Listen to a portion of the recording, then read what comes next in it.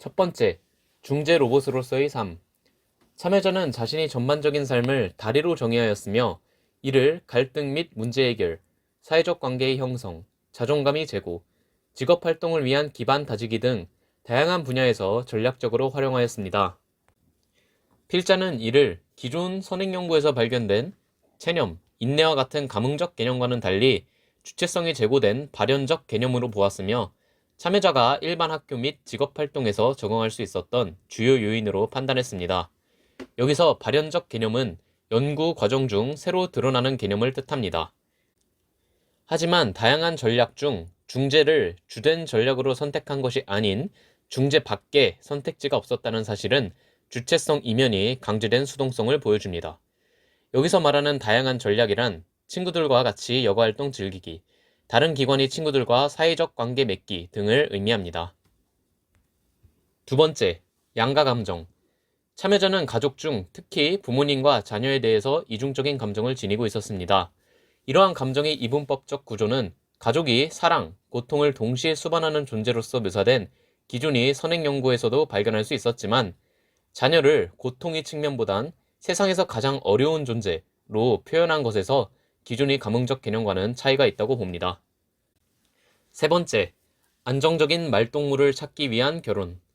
시각장애인들에게 있어서 결혼의 의미는 비장애인들이 결혼에 부여하는 의미와는 조금 다른 점이 있습니다.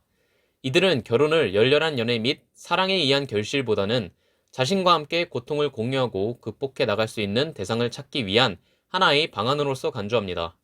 이러한 사실은 배우자를 이성보다는 동반자로서 바라보는 기존 선행연구의 감흥적 개념과 상당히 유사하며 자신보다 나이가 많은 배우자를 선호한다는 사실도 기존의 감흥적 개념과 유사한 측면이 있었습니다. 자신보다 나이가 많은 배우자를 선호하는 이유는 대상자에 따라 천차만별이었습니다. 네 번째, 평범에 대한 갈망. 참여자에게 평범이라는 가치는 자연스럽게 얻을 수 있는 대상이 아니었습니다. 다양한 분야에 따라 판이한 성취 동기를 내포하는 일반 사람들과는 달리 평범에 대한 갈망은 모든 측면에서 하나의 성취 동기로 기능하였으며 이는 1번의 개념과 함께 일반 학교 수학 및 직업 활동을 영위할 수 있었던 주요 동인이었습니다.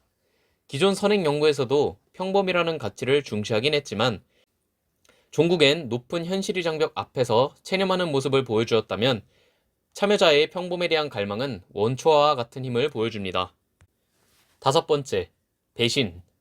참여자에게 사람에 대한 배신감은 평범한 삶을 포기할 정도의 위력을 보여주었으며 주로 친구, 선생님과 같은 타인 같지 않은 타인에 의해서 발생하였습니다.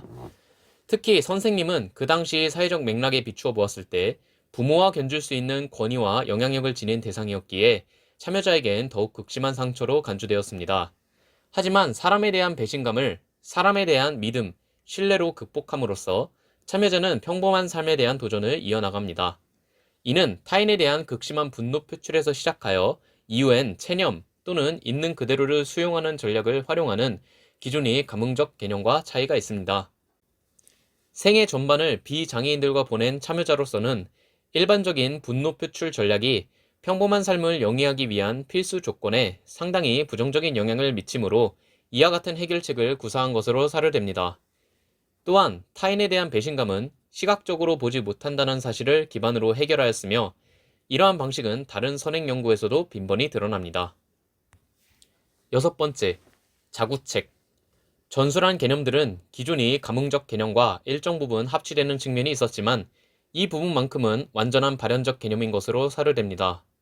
기존 선행 연구의 참여자들은 대체로 사회복지시설에 상주하는 시각장애인이었기 때문에 구성원들 사이의 상부상조가 문제 해결이 90% 이상을 차지했다면 생애 전반이 비장애인들과 같았던 참여자에겐 자구책 말고는 다른 문제 해결 수단이 없었습니다. 특히 시각장애인 관련 정책이 100개가 넘는 현재와는 달리 참여자가 학생이던 시절엔 시각장애인에 대한 복지 정책이 전무하였으므로 자구책의 비중이 더욱 막중했을 것이라 봅니다. 또한 참여자는 자녀 양육에 있어서 일반 부모들에겐 편리한 시스템들이 오히려 취약계층 부모들에겐 자구책의 부담을 증가시킬 것이라는 역설을 주장하기도 하였으며 질병에 관한 자구책은 오히려 상황을 더욱 악화시키는 요인으로서 기능하였습니다. 일곱 번째, 제도의 불안정성. 지방자치단체마다 차이가 있지만 시각장애인들을 위한 정책은 개수만 놓고 보면 상당히 많은 편입니다.